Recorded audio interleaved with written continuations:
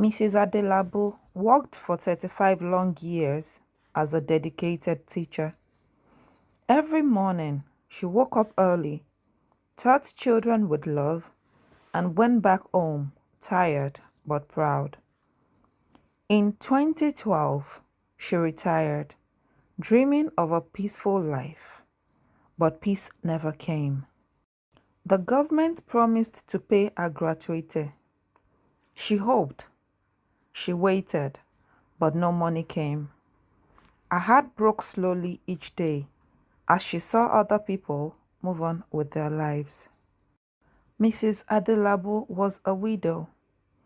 Her husband had died many years ago.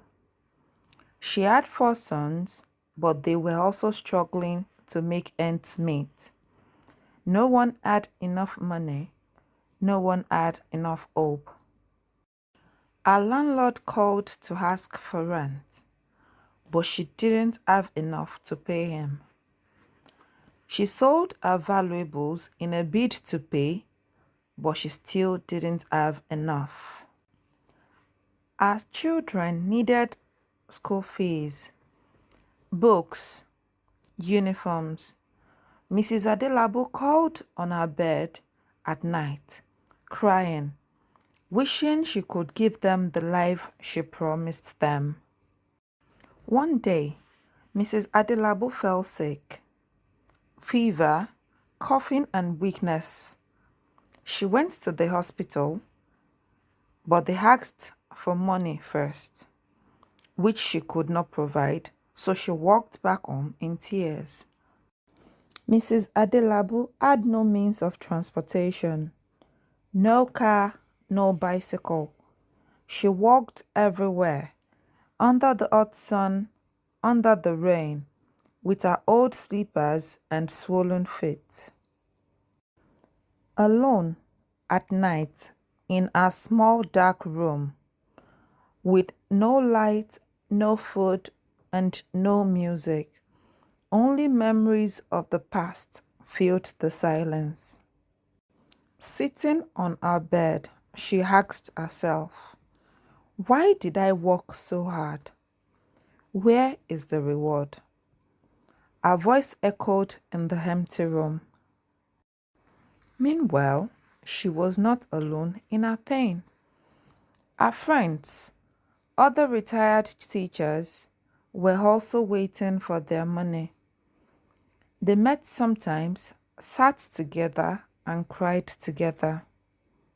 Every morning, full of hope, Mrs. Adelabu checked the mailbox. She hoped for a letter. Maybe her pension had been approved, but the box always sat there, empty. New teachers came. New promises were made. The government forgot about the old ones who had built the schools with their sweat and blood. One day, our youngest son came home with his school bag turned open. He cried and said, "Mommy, they sent me home again." Mrs. Adelabu hugged him, both of them crying together. Even in her sadness, Mrs. Adelabu still prayed every night.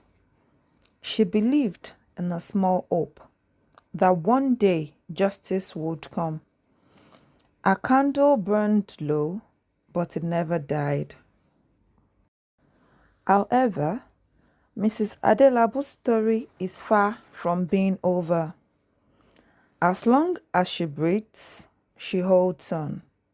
For herself, for her sons, and for all the forgotten heroes who built the nation and were left behind.